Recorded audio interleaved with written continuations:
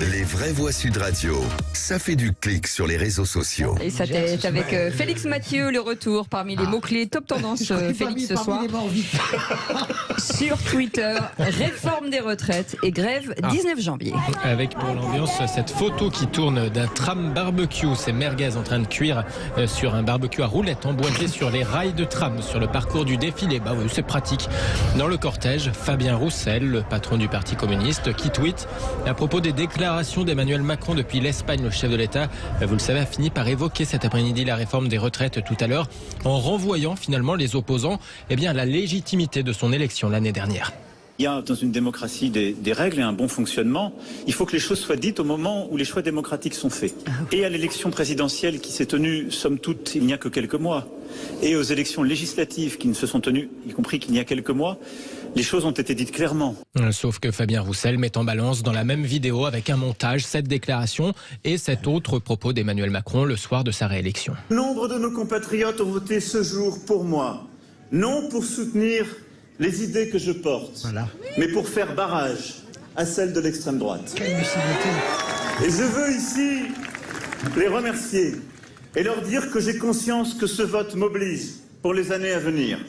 Je suis dépositaire de leur sens du devoir, de leur attachement à la République et du respect des différences qui se sont exprimées ces dernières semaines.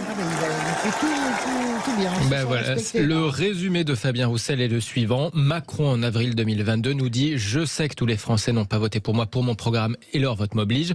Macron, en janvier 2023, nous dit « J'ai été élu pour faire la réforme des retraites ». Et le secrétaire national du Parti communiste de conclure « Macron va finir par être son propre premier opposant ». Merci beaucoup Félix Mathieu. Une réaction peut-être Françoise de Gaulle, toujours sur forcément. la légitimité, moi j'ai jamais mis en cause au grand jamais la légitimité de l'élection d'Emmanuel Macron, que ce soit en 2017 ou en 2022.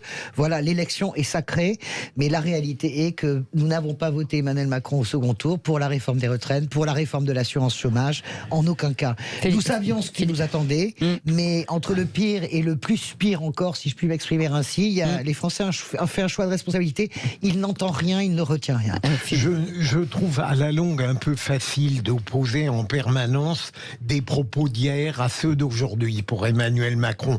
Les Kikadi d'hier, Kikadi d'aujourd'hui. Voilà, absolument. Alors ça va on peut, rester. sur les retraites, la déclaration de 2009 est passionnante, mais on peut pas le faire pour tout. Quoi.